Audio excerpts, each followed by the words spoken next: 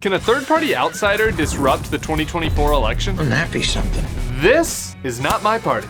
Brought to you by the Bulwark. Last week, I laid out what the odds were for the 2024 election and left just a 5% chance for someone totally unexpected. There is a small chance. Given that the two leading contenders are so old that they were alive for the Negro Leagues, some of you might logically be wondering how that could be possible. It's uncomfortable. You'd think such weak contenders would make 2024 ripe for a surprise. Some people agree, but not me. A group called No Labels is funding a nationwide effort to get another option on the ballot. Choices upon choices. Andrew Yang has started the Forward Party. My mom is just exasperated that these could be the only choices. We do the best we can. This is bullshit.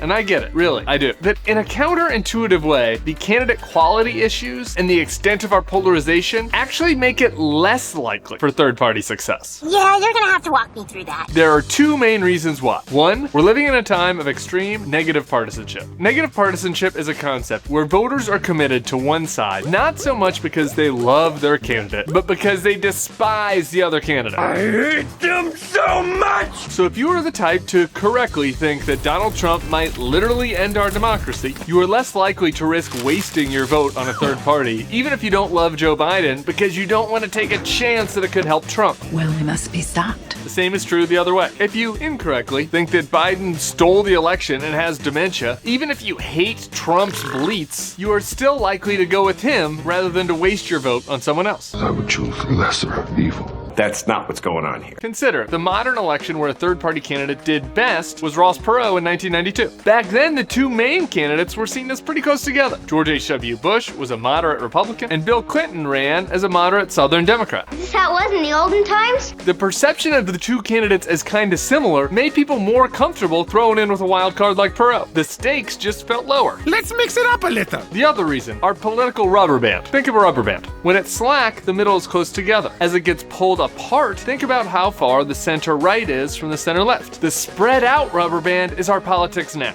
Back to Perot. He won over 15% of Republicans and Democrats, but he still didn't win any states. So you'd need at least 20% from both sides to even have a chance. That means you'd need voters from both sides of the rubber band. People who, for example, like Donald Trump and his policies on this side, or people that like Kamala Harris and woke stuff on that side. Who do you think could pull that off? If this is what the people want, then I will do that. All right, maybe they're up. Who else? You could do worse. The types of names that get brought up in this conversation. Andrew Yang, Kristen Sinema, Joe Manchin, Mark Cuban, Liz Cheney. They all have their own strengths and weaknesses, but do you think any of them could unite those two tribes? No.